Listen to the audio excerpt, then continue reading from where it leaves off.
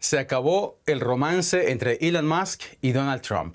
Antiguos aliados, ayer, de una manera estrepitosa y espectacular, hicieron públicas sus diferencias, pasando de lo político a lo personal, a las amenazas y luego incluso a las acciones. Durante horas, los dos se enfrascaron en una acalorada discusión a través de las redes sociales que dejó en evidencia que lo que alguna vez fue una sociedad que regía los asuntos más importantes de la Casa Blanca es ahora, francamente, un caso perdido. Es un divorcio político, vamos a ponerlo en esos términos mejor, un divorcio político. Durante la tarde, en la sala oval, el presidente estadounidense dijo cosas como estas. Miren, Elon y yo teníamos una gran relación. No sé si la seguiremos teniendo. Me sorprendió. Y si vieran las declaraciones que hizo sobre mí, seguro que pueden conseguirlas, son muy recientes. Dijo las cosas más bonitas. Y no ha hablado mal de mí personalmente, pero estoy seguro de que será lo próximo. Estoy muy decepcionado con Elon, yo le ayudé mucho. Eso lo dijo Trump antes de que surgieran de lado y lado las acusaciones más explosivas. De eso y de la llamada política del espectáculo que se instala en los protocolos de la Casa Blanca bajo el gobierno de Donald Trump, vamos a hablar hoy aquí en la actualidad en análisis. Yo soy Johan Ramírez y para profundizar en estos temas saludo desde Londres al periodista Pablo Pardo. Pablo está en Londres, pero recién ha regresado de Estados Unidos hace un par de meses, donde cubrió la fuente de la Casa Blanca durante más de 2 décadas. Y saludo también a Franco de Ledone, experto en comunicación política desde Baviera. A ambos, un gusto tenerlos en el programa. Muchísimas gracias por aceptar la invitación. Franco, me gustaría comenzar contigo. ¿Te sorprendió esta ruptura tan explosiva entre Donald Trump y Elon Musk o la veías venir? Yo creo que es parte del estilo de Donald Trump, ¿no? De cómo comunica, de cómo ejerce la política, de cómo ejerce este cargo, ¿no? Que vuelve a tener luego de esta pausa de 4 años. Y el punto importante es que Donald Trump maneja el discurso populista como el elemento principal de la construcción de su comunicación, ¿no? Y a partir de ahí, con esa visión populista, lo que hace es dividir al mundo, a la política, a lo que sucede alrededor, en dos grupos homogéneos, es decir, parecidos, pero contrapuestos entre sí. El lado del pueblo, el lado donde está él, el lado de los buenos y el enemigo, ¿no? Y a partir de esa línea divisoria que traza, él pone a los diferentes actores. Elon Musk, hasta hace 3, 4 días, más o menos, estaba del lado de los buenos, ¿no? Del nosotros, del lado del pueblo. Ahora, a partir de esta discusión, pasó a estar del otro lado, ¿no? Esto le permite a Donald Trump resolver, al menos desde el punto de vista discursivo y comunicacional, cualquier tipo de disputa, ¿no? ¿Estás conmigo y a favor de los buenos o estás en contra mí, en contra de los intereses de, en este caso, del pueblo de Estados Unidos que él representaría, ¿no? En ese cargo. Y en cualquier caso también le sirve para desviar la atención sobre otros temas que deberían ocupar el debate político en este momento. Pablo, te hago la misma pregunta. ¿Te sorprendió ver a estos dos personajes que hasta hace nada parecían admirarse mutuamente, pelearse de esta forma tan agresiva y en público?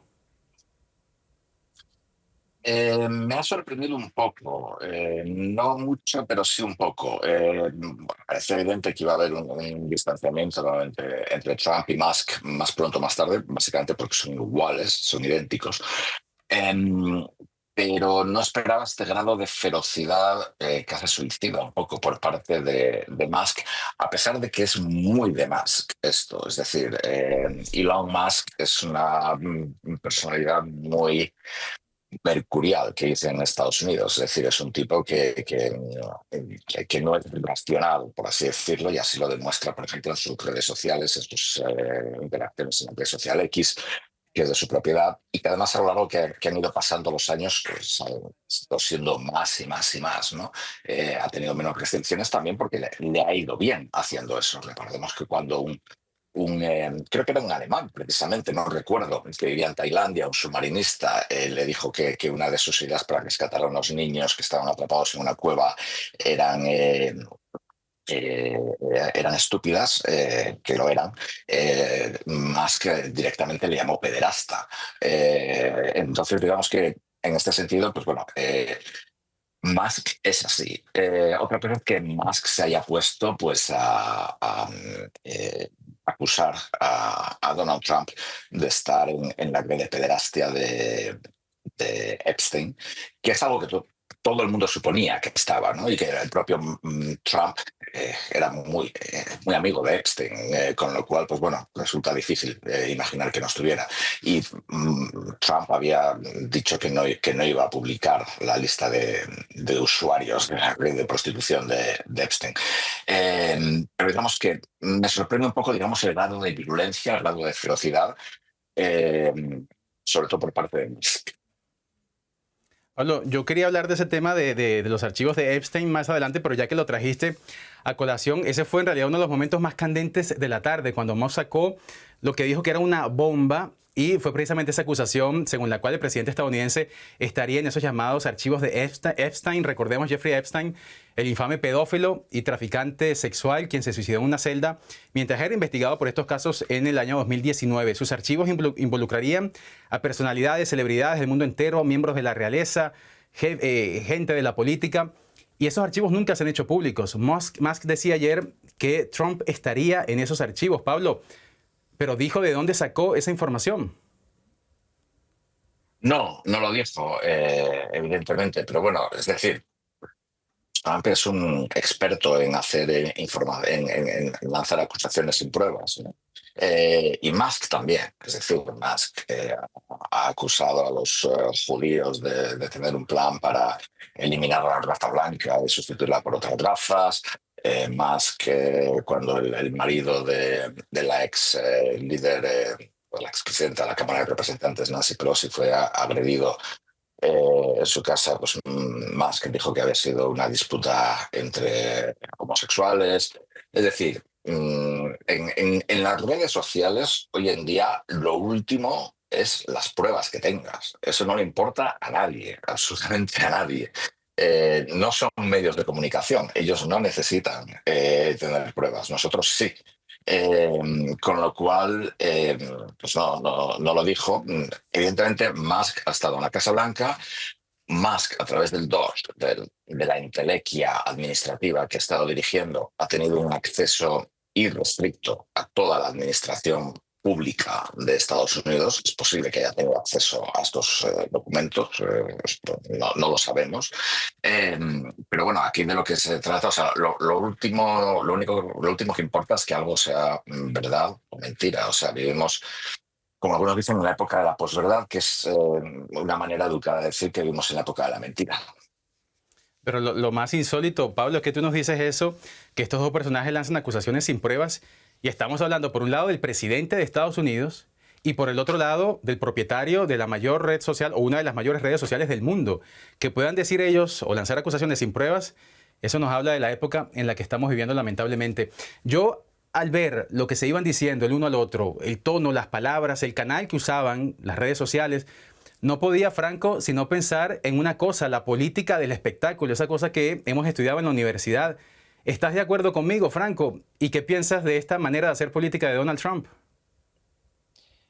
A ver, un breve inciso sobre lo que hablábamos recién es muy interesante porque esta cuestión de la posverdad, y en particular lo mencionó recién Pablo, el tema de las teorías conspirativas, ¿no? Es una herramienta discursiva, una narrativa que se usa con cada vez mayor regularidad, no solamente entre fuerzas políticas, por ejemplo, de la ultraderecha, sino también incluso aquellos que llegan al gobierno también, ¿no? Y entonces la particularidad que tiene la teoría conspirativa es que su propia esencia indica que no hay pruebas para sostenerla, no hay evidencia, porque justamente los que están llevando adelante ese complot se ocupan de ocultar esas pruebas, ¿no? Entonces ni siquiera habría necesidad de probar ese tipo de cosas. Más allá de eso, y ahora sí yendo a tu pregunta, totalmente de acuerdo, Donald Trump es una persona que da sus primeros pasos en el mundo a la hora de hacerse público, por decirlo de alguna manera, a través de un reality show, ¿no? A través del Aprendiz. No sé si alguien recuerda aquella famosa show televisivo donde él despedía gente o supuestamente encontraba talentos en el mundo empresario para impulsar determinadas carreras ahí en ese área, ¿no? Ahí es donde él se hace muy conocido, donde él empieza a entender este juego que hay de cómo relacionarse con el público, cómo establecer ciertas situaciones de empatía, y empieza a construir una imagen que la traslada a la política de suerte de líder salomónico, ¿no? Digamos que dentro de de su dureza, de su exigencia, de sus pocos escrúpulos, de ser tan directo y tan claro con lo que dice, hay una cierta supuesta sabiduría detrás de eso, de darse cuenta de las cosas, ¿no? Eso lo lleva a la política y lo lleva también a tener estos bandazos, ¿no? A de pronto ser el mejor amigo de toda la vida de Elon Musk, que va a salvar a Estados Unidos de la decadencia, a convertirlo en alguien que lo ha decepcionado, que ahora está fuera y pertenece al bando enemigo. Y me parece que eso es clave, y en esa política del entretenimiento, y con esto cierro, me parece clave entender que el objetivo principal de la comunicación política de Donald Trump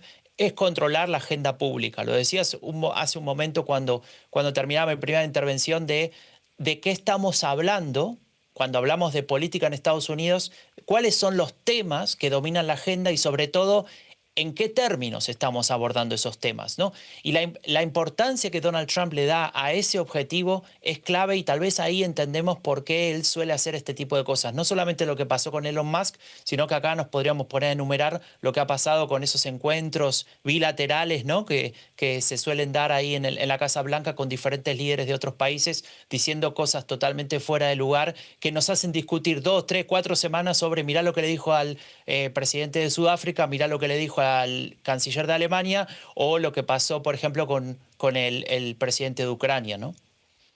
Sí, me parece interesantísimo lo que dices de cómo domina la agenda pública, porque en realidad cuando uno entra a los medios estadounidenses, comienzas a ver los titulares y todos están hablando de Trump y en sus términos. De hecho, la ley que ha sido el punto de discordia entre Elon Musk y Donald Trump se llama, en español sería algo como la gran y bella ley, ¿no? The Big and Beautiful Bill. Con lo cual, incluso ha puesto al mundo entero, a la élite política estadounidense, a los medios a hablar en sus propios términos. Pablo, puertas adentro en Estados Unidos, ¿cómo percibe la gente esa forma de hacer política que nos describía Franco, que dista muchísimo del recato y de la diplomacia que conocíamos hasta ahora de todos sus antecesores?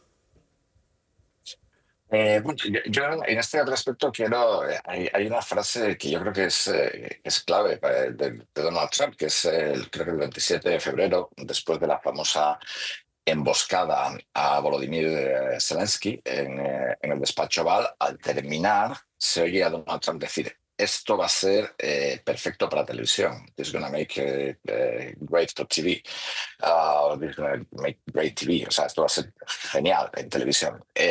Trump vive la televisión. O sea, él vive en un reality show permanente. Es su manera de vivir, es un tipo muy narcisista, y Elon Musk también. Entonces, entre los votantes de Trump, esto no tiene ningún impacto. Y entre los medios de comunicación de Estados Unidos están felices con esto. Ellos lo que no quieren es una administración como la de Biden, que era una administración cerrada, que es una administración que no da noticias, que es una administración muy opaca. Esto les permite vivir, alimentar este reality show. Y bueno, por muy deprimente que suene, Político, Axios, New York Times, todos están felices con este tipo de show, y lo refieren a Joe Biden, al equipo de Joe Biden, que no generaba noticias. Y en cuanto a la opinión pública de Estados Unidos, está bastante desconectada de la política del día a día político, sobre todo los votantes de Trump, que son gente que que sigue poco la política. Ellos los llaman low frequency voters, o sea, votantes de poca frecuencia, o de baja frecuencia, y es gente que no se entera, en general. En este caso, sin embargo, va a ser un poco diferente, porque Elon Musk sí que es muy conocido, y en cierto sentido se trata como de una pelea entre dos personalidades de redes sociales que tienen un poder tremendo, que son muy narcisistas, que son muy histéricos, muy impulsivos, digamos, es una manera más correcta de decir que histérico, y que además tienen seguidores verdaderamente fanáticos. La gente, yo nunca he sido tan insultado en los comentarios de mis lectores como cuando he escrito sobre Elon Musk o sobre Tesla o sobre la compra de Twitter. Me llamaban pedófilo, o sea, era lo primero que me empezaban ya. Y al mismo tiempo, Elon Musk también tiene unos seguidores extraordinarios. Perdón, Donald Trump tiene unos seguidores extraordinariamente fieles. Yo creo que los de Trump son más fieles que los de Musk, que son más. más, pero va a ser interesante porque esto va a provocar, yo creo que una pelea considerable. Y tú, no es la primera vez que yo escucho hablar de que la administración de Donald Trump es como un reality show. Y justamente lo decía también antes Franco, ¿no? Que mencionaba The Apprentice, que a propósito, Franco, nos hiciste sentir viejos a todos porque nos acordamos todos de The Apprentice, que era una emisión tal vez finales de los 90, principios del año 2000, en la que Donald Trump jugaba, ¿no? Hacía ese rol del gran jefe. Y dicen que ahora su gobierno es eso, es una continuación de ese show. Yo me pregunto, Franco, tú eres un experto en comunicación política. ¿Cuál es la estrategia política de Donald Trump detrás de estos desencuentros que otros gobiernos tratarían de mantener en privado y que él, por el contrario, los hace públicos? Bueno, ahí hay un elemento interesante que también veo recurrentemente en este tipo de expresiones políticas de derecha radical, especialmente cuando llegan al gobierno, pero también en la oposición, que le llamamos provocación estratégica, ¿no? Que es esta capacidad de dominar la agenda, como decíamos antes, de establecer de qué estamos hablando a través de un acto de provocación y no tanto de un acto de contenido, es decir, la reforma en sí que pueda llevar adelante, la ley que quieren hacer pasar por el Congreso y luego promulgar, el cambio que pueda llegar a haber desde el punto de vista del contenido de políticas públicas pasa a un segundo espacio, a un segundo término, a una cierta irrelevancia y ocupa todo el espacio esa provocación, ¿no? Eso de expresar y decir lo que es políticamente incorrecto, por ejemplo, o lo que está por fuera de los cánones de lo esperable dentro de una discusión política, ¿no? Entonces ahí vemos escenas como las que mencionábamos antes con diferentes presidentes y demás, pero también lo hemos visto en otros casos, en otros escenarios, en otros términos. A partir de ahí lo que hace Donald Trump es poder, como decíamos antes, dominar esa agenda y poder tener control sobre lo que está pasando en la discusión política pública que tenemos, en este caso de Estados Unidos, pero por ser Estados Unidos lo tenemos que llevar a nivel internacional, lo que está pasando a nivel global, ¿no? Y me parece que ahí tenemos una característica bastante importante de este tipo de presidentes, se repite en otros presidentes parecidos en otras latitudes, y me parece que es un problema para la democracia. Hablábamos antes de Elon Musk y de lo que significaba esta pelea y me parece que el impacto es negativo hacia las instituciones democráticas. ¿Por qué? Por un lado porque Donald Trump nombra a Elon Musk en un cargo que ni siquiera es un cargo que está dentro de la administración, desde el punto de vista estrictamente técnico, ¿no? Sino que está por fuera como subcontratado y al mismo tiempo ocupa un espacio muy relevante en lo que tiene que resolverse dentro del Estado, ¿no? Entonces me parece que ahí el impacto termina siendo negativo para la democracia en el sentido de a quién estamos votando para hacer qué, para tomar qué tipo de decisiones, para construir qué tipo de país. Y entiendo que otra administración para los medios, para las redes, etcétera, pueda llegar a ser aburrida, pero el objetivo de un gobierno democrático, no es divertir. ¿No? El objetivo es gobernar, es llevar adelante un plan, llevar adelante un proyecto de país. Y ahí creo que el tipo de liderazgo y el tipo de gobierno que puede llevar adelante o que quiere llevar adelante Donald Trump de la mano de líderes como Musk o de personajes como él, termina siendo negativo para el entendimiento que tenemos de esta forma de gobierno. Efectivamente, porque si la política no ofrece soluciones a los ciudadanos, no sirve para nada, aunque entretenga. Tú dices que impacta, Franco, me quedo contigo una pregunta más. Tú dices que impacta negativamente la democracia. Yo me pregunto si, porque a ver, entre los momentos más candentes de la tarde, cuando luego de que Elon Musk acusara a Trump de estar en los archivos de Jeffrey Epstein, Trump amenazó a Musk con cortar los contratos que el gobierno federal tiene con sus empresas. ¿No es esto una instrumentalización del poder político? Tú dices que le hace daño a la democracia, a la imagen de la democracia, pero pareciera que también entonces deja en evidencia que Trump utiliza el poder político como un arma para hacer lo que quiera en un país que consideramos que es uno de los países que es ejemplos, digamos, en el mundo en democracia. Bueno, ahí hay un montón de cosas para decir. A ver, la relación de Musk con Trump es espuria desde el principio, ¿no? Lo planteaba un poco antes, pero está claro que ahí hay una cuestión que tiene que ver con una promesa que hizo Trump en esta segunda campaña, ¿no? De generar ahí un cambio profundo en el Estado, en cómo está estructurado, en qué se gasta y demás, como si eso fuera la gran necesidad que tiene Estados Unidos para resolver sus problemas. cualquiera sea lo que define el mismo Donald Trump, pero más allá de eso, esta relación con Musk y este uso del poder desde ya que tiene tintes, te diría, autoritarios, ¿no? Desde ya que se puede ver en ese uso que hay discrecional del poder político, de te doy un contrato, te lo quito, te doy esta competencia y después te la quito, un elemento que pone en peligro la esencia de ese proceso democrático, ¿no? De lo que significa tener un cargo, haber sido elegido en este caso, representar los intereses del pueblo. Pero si querés, yendo al caso de Musk,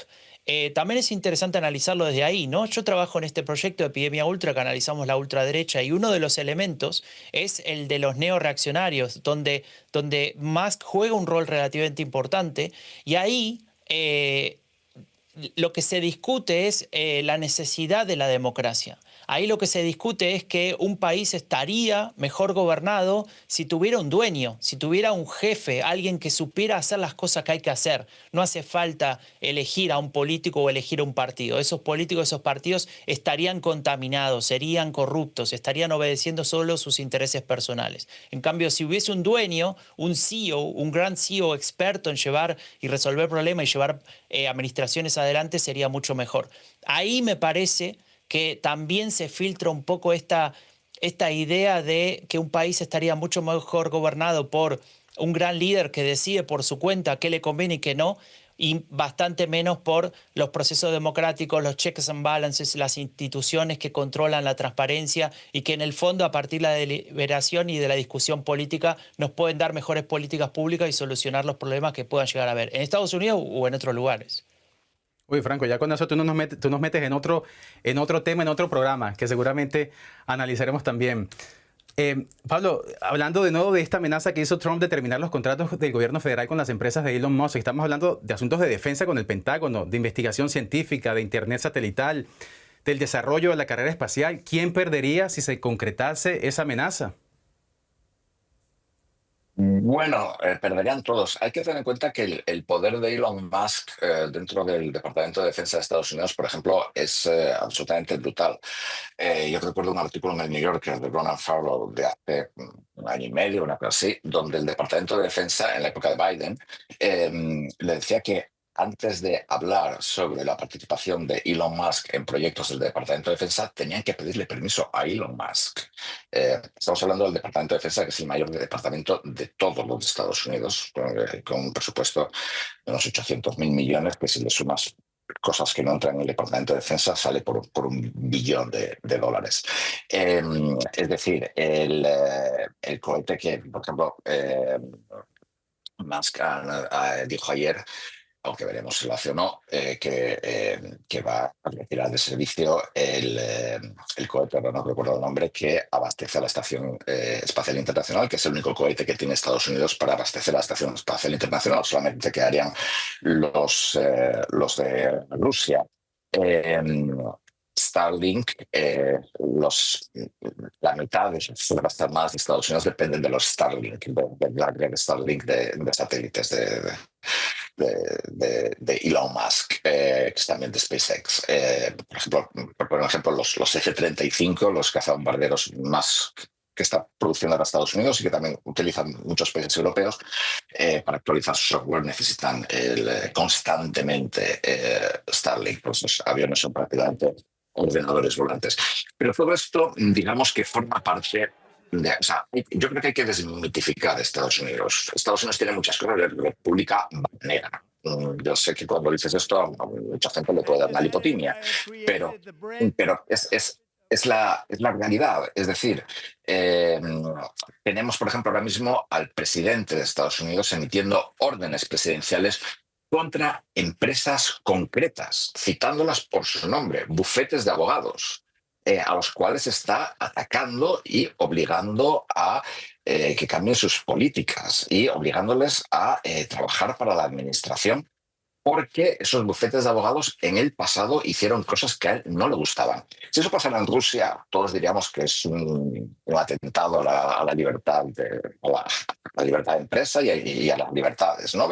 El hecho de que Donald Trump diga tranquilamente, bueno, es que como este señor se ha metido conmigo, yo le voy a cancelar los contratos que tiene con el Estado, ¿no? O sea, ¿quién se imagina mañana a, no sé, a Merz en Alemania diciendo, bueno, es que como el presidente de Rheinmetall me ha criticado, a partir de ahora vamos a comprar material de defensa a otras empresas? Pues usted, aunque no lo piense, usted no es el dueño del país ni es el dueño del Estado. Entonces, estas son cosas que son así en Estados Unidos, que son así con Donald Trump. Donald Trump ha recibido del Tribunal Supremo de Estados Unidos inmunidad total en todos los actos que cometa como presidente, he dicho que cometa, todos los actos que realice, perdón, como presidente, actos oficiales, con lo cual cabe pensar que si como acto oficial decide mandar, meter en la cárcel a los jueces del Supremo que han dictado eso, tal vez pueda.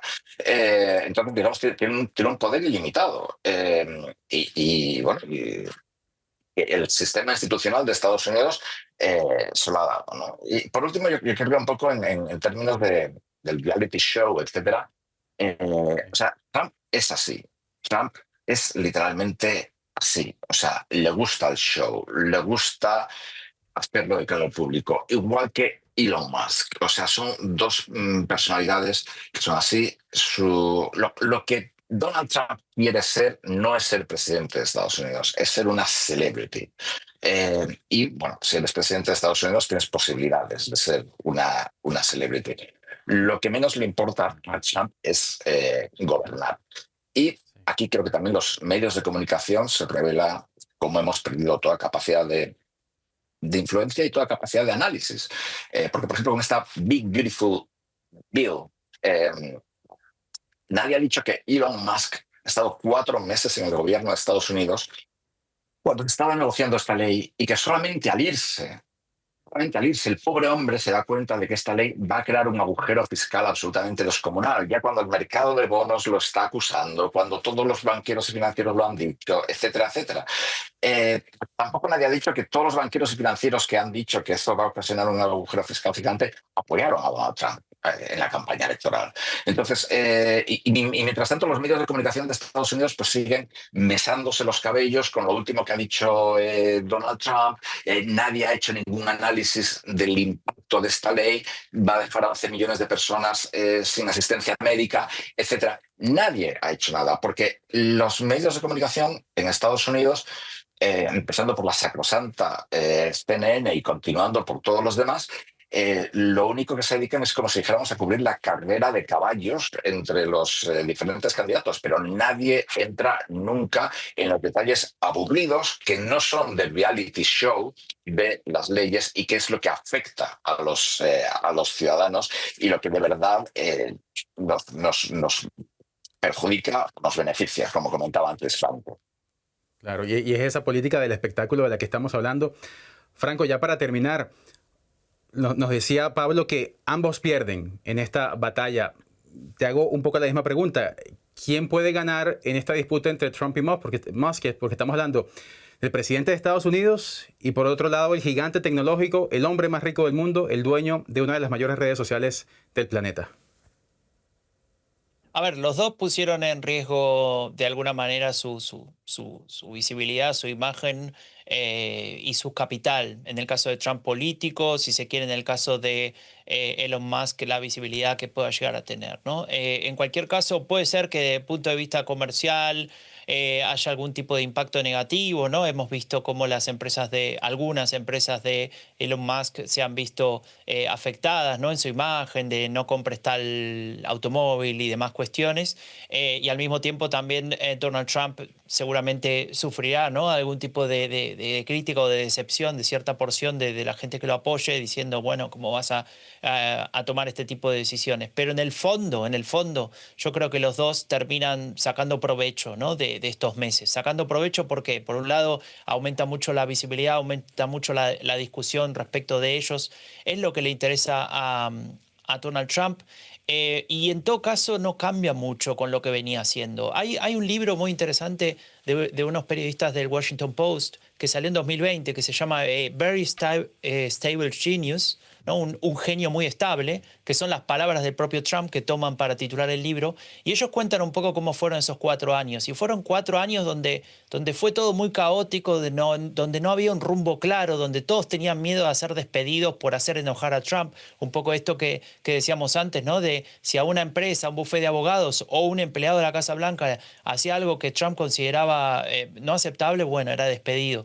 Yo no creo que cambie en ese sentido y no creo que sea mucho peor que en aquel momento. Entonces, no, el impacto negativo, más allá del lógico que pueda llegar a haber de ese tipo de decisiones, no creo que varíe mucho en lo que vamos a ver en los próximos años de esta segunda presidencia de Donald Trump. Y en el caso de Musk, como dije antes, habrá tenido seguramente un impacto negativo a alguna de sus empresas, un poco su imagen, si quiere habiéndose metido en política, donde tal vez algunos juzguen eso negativamente, ¿no? Siendo parte del Estado, siendo parte de la élite gobernante, pero en cualquier caso, esto que comentaba antes Pablo, ¿no? Esto de tener acceso a un montón de información, seguramente va a significar un rédito político muy importante para él. Claro. Pues se termina en cualquier caso entonces este romance entre Elon Musk y Donald Trump, una ruptura que a partir de ahora podría tomar francamente cualquier dirección, con acusaciones y amenazas entre el presidente de Estados Unidos y el hombre más rico del mundo. Lo conversábamos hoy aquí en La Actualidad en Análisis con Franco de Ledone, experto en comunicación política, y con Pablo Pardo, periodista que durante décadas cubrió la fuente de Washington. Muchísimas gracias a los dos por su tiempo y por su análisis, y a todos ustedes que nos han seguido, muchísimas gracias como siempre por su confianza y su compañía. Ya saben que nos pueden seguir también en todas nuestras redes sociales, pero también como podcast en Spotify, Apple y Amazon. Soy Johan Ramírez. Gracias por su compañía. Hasta la próxima.